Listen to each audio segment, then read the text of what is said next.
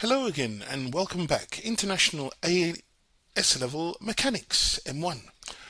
A particle P has mass km and a particle Q has mass m. The particles are moving towards each other in opposite directions along the same straight line when they collide directly. Immediately before the collision, P has speed 3u and Q has speed u. As a result of the collision, the direction of motion of each particle is reversed, and the speed of each particle is halved.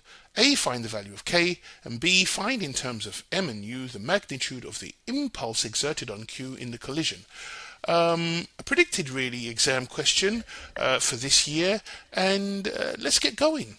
So, I've constructed a diagram already because this is momentum and impulse. So we need to represent the particles with the initial velocity of 3u, which is 3k, and just the speed of k.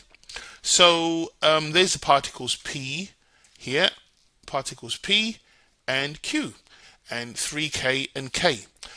This is before the impact, so we need to make sure that we are making things clear here. So this is before the impact. Whoops. Maybe because it's all in real time. Let's move this over.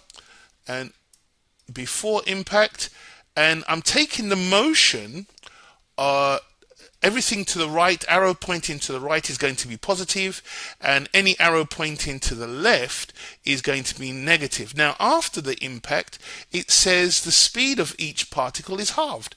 Well, that will give me 3 over 2k and a half k. So that's after impact. So that's your representation. Now, these type of questions require you to know or to use the conservation of linear momentum. So we're going to tell the examiner using the conservation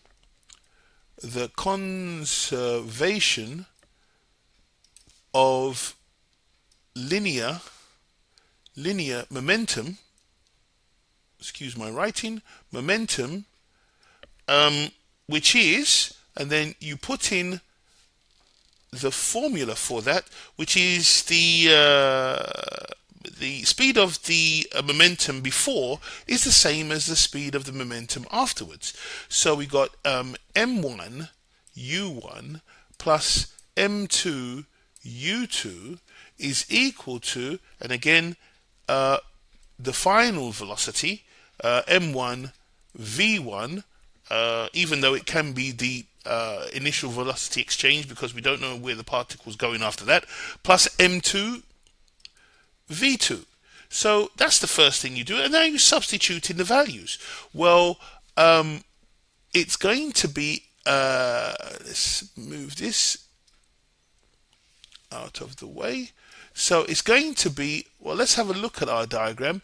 Well, km, P is km, so it's km times 3u, so it's going to be, so m1 u1 is going to be km times 3u, and then, because that's going in the direction of motion, and against the direction of motion is, oh no, it's still in the same, plus m times negative u, yeah, plus, so let's put that in brackets, so, and it's plus m times negative u, which is equal to m1 v1.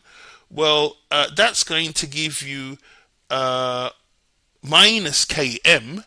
That's going to give you minus km, yeah, minus km against the direction of motion times 3 over 2u. 3 over 2, yeah, u. So, and plus m2u2, which is going to give me m times a half u. And that's my linear momentum, conservation of linear momentum. So now I've just got to tidy up. So this is going to give me 3k mu plus, minus, not plus, minus, be careful here, minus mu, so minus mu, which is equal to, and that will give me minus 3 over 2 kmu minus 3 over 2 kmu and plus a half mu. Now, mu is consistent in both left-hand side and right-hand side, so I'm going to factor that out. So mu, and this will leave me with 3k minus 1, and which is equal to, and again, mu on the right-hand side as well as on the left-hand side can be factored out, and that will give me minus 3 over 2k plus a half. Plus a half. So that means I can get rid of my mu's, and I end up with, I can get all my k's together. So I've got 3k plus 3 over 2k from the right hand side is equal to a half plus 1. So that gives me, well, 3k plus 3 over 2k, put that as a fraction over 2, that's going to give me 9 over 2k, which is equal to 3 over 2. And therefore, k must be equal to 3 over 2, and I'm going to take the 9 over 2 to the other side, so turn it upside down, multiplied by 2 over 9, that gives me 6 over 18, which is a third. So k, get rid of that.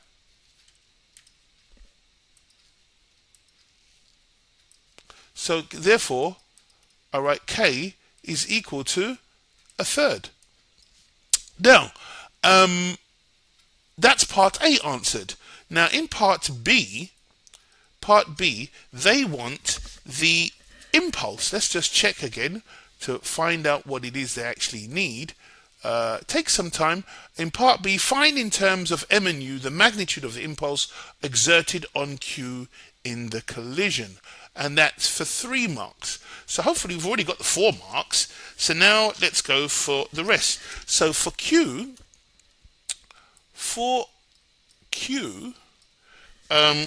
impulse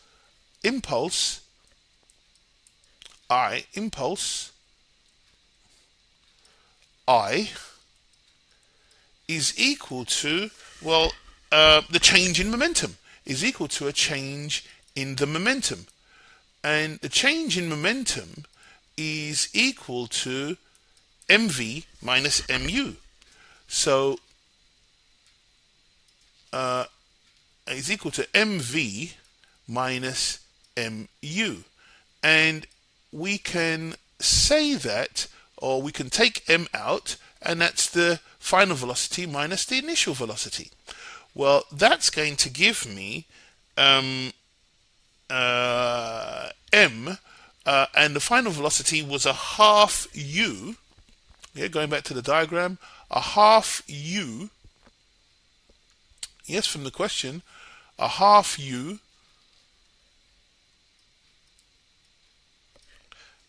minus the initial velocity, which is u, and it was going against the direction of motion.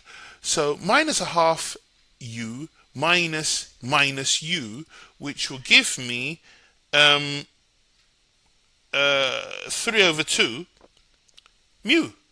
So that will give me m times 3 over 2, which will give me 3 over 2 mu. And that's it. So therefore I can say the impulse, and that is find in terms of m and u the magnitude of the impulse exerted on Q in the collision is 3 over 2 mu. And there's your 7 marks.